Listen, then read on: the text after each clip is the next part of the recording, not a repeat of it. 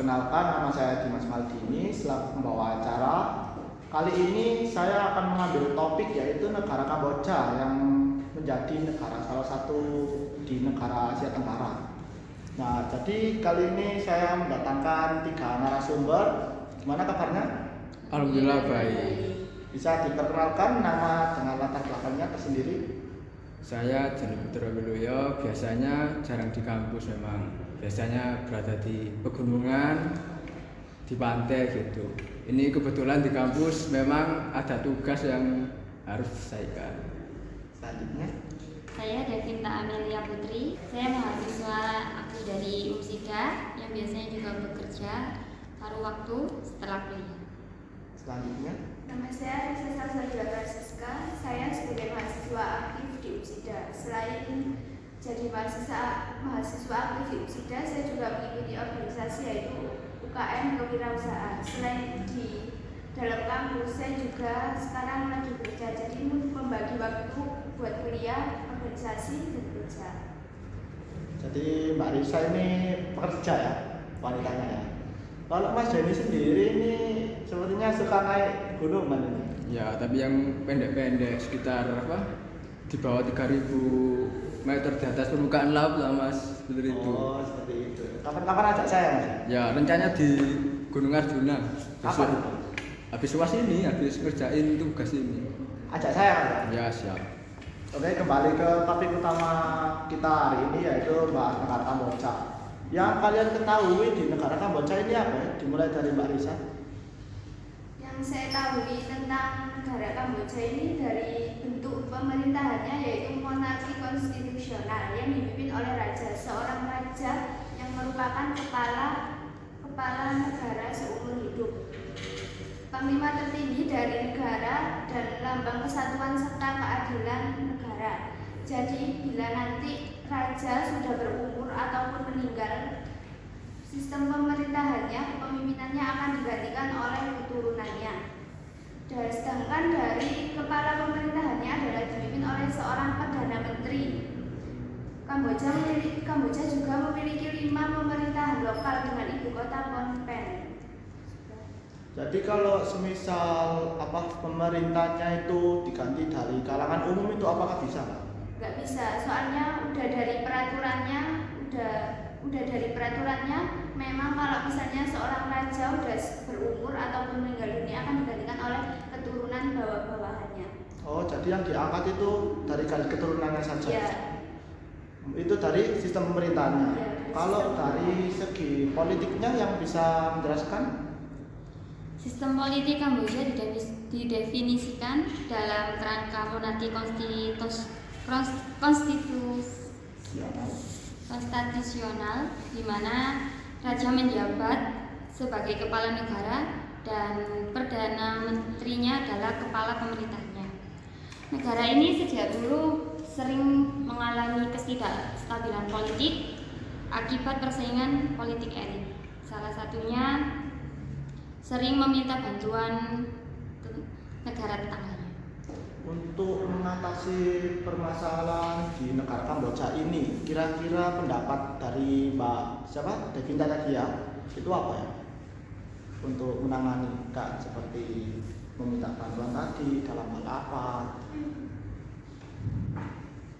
Mungkin ada yang bisa bantu jawab, Mas Denny atau Mbak Risa? Bagaimana Mas pertanyaannya?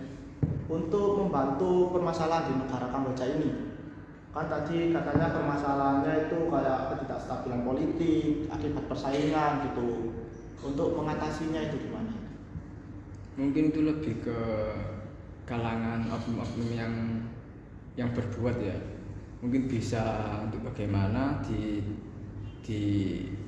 substansi hukumnya itu lebih dipertegas lagi. Karena kan politik itu memang kalau nggak diawasi, kalau hukum kalah sama uang itu lebih istilahnya lebih parah lagi. Jadi seperti itu singkatnya. Jadi misalnya itu kalau permasalahan ini harusnya diperketat oleh oknum-oknum seperti penegak keadilan di sana. Ya. Seperti kayak kepolisian gitu ya. Dan itu harus lebih transparan. Kalau dari sektor yang lain seperti kayak apa aja sih yang menarik di Kamboja ini? Kayak sektor pariwisatanya selain kayak Kator, terus istana negaranya Pandeglang, terus kayak yang menjadi apa ya, yang utama di Kamboja ini yang kemarin itu kayak pernah dengar saya itu Angkor Wat itu. Angkor Wat itu apa sih? Oh ya kan Angkor Wat kan kayak candi, memang peninggalan, memang sudah terkenal. Jadi kalau turis atau warga negara asing kalau ke Kamboja pasti tujuannya ke candi Angkor Wat itu. Memang biayanya agak mahal, cuman feel-nya atau suasananya itu memang beda. Value-nya lebih tinggi Iya. di Angkor Wat ini. Iya. Banyak spot foto gitu lah. Ya, untuk banyak, benar. Remaja kalangan kali ini ya. Iya. Barangkali ada yang mau ke sana ya, untuk menyiapkan dana dulu. Kira-kira dana itu ya. Kalau nabung dari sekarang bisa kok. Kan mahasiswa kan sekarang duitnya banyak-banyak, uang sakunya mungkin sehari 25.000, 30.000 mungkin. Aduh, banyak-banyak Mas ya. Bisa. Saya ke kampus sama cuma 10.000 Mas. Buat beli bensin enggak cukup Mas. Jadi dari negara Kamboja ini tuh lengkap tadi ya, dari sistem pemerintah seperti dipimpin seorang raja, terus nggak bisa diganti di kalangan umum, dan hanya dari garis keturunan raja. Terus sistem politiknya itu kalau bisa itu gimana ya supaya stabil ya. Soalnya kan politiknya di sini itu masih terpampang kayak banyak persaingan gitu. Terus dari sektor pariwisatanya padahal udah kayak apa ya, tinggi banget kan Angkor Wat gitu. Iya. Tapi kok persaingan masih makin ketat gitu. Untuk Dari sektor rakyatnya gitu, apakah ada masukan dari Mas Denny, Mbak Devinda, Mbak Risa untuk masyarakatnya sendiri? Kan kalau persaingan kan menujunya ke masyarakat umum, kalangan umum lah, masyarakat lah. Kalau dari penindakan atau ketertiban masyarakatnya itu gimana? kalau untuk Dampak membantu masing-masing. di sektor perekonomian ya, bagaimana di Kamboja itu menerapkan sistem terbuka untuk masyarakat yang memang menemukan sebuah potensi pariwisata. Nanti langsung menghubungi pihak dari pemerintah, nanti dibiayai, dikelola untuk bagaimana menjadi agar pariwisata ini menjadi komoditas seperti Candi Angkor Wat itu. Untuk Mbak Devinta, gimana masalah tentang masyarakat tadi supaya persaingan itu tidak malah membludak meninggi di Kamboja? Sikap masyarakatnya harusnya gimana? Menurut saya masyarakatnya sebaiknya mempunyai toleransi yang tinggi, yang tidak memikirkan diri sendiri, juga memikirkan masyarakat yang sekitarnya. Pemerintah juga membuat peraturan yang cukup tegas untuk masyarakat. Baik, terima kasih Mbak Devinta. Untuk Mbak Risa sendiri, kalau upaya pemerintah dalam mengatasi ketidakstabilan ini, Jadi lebih sistem pemerintahannya lebih dibukakan untuk masyarakat, jadi bisa kita itu jadi pemerintah jadi bisa mendengar ke suara masyarakat, jadi tidak terlalu tertutup. baik seperti yang dijelaskan oleh ketiga narasumber yang di sini tentang Kamboja ini. Ya, terima kasih untuk narasumber yang telah datang.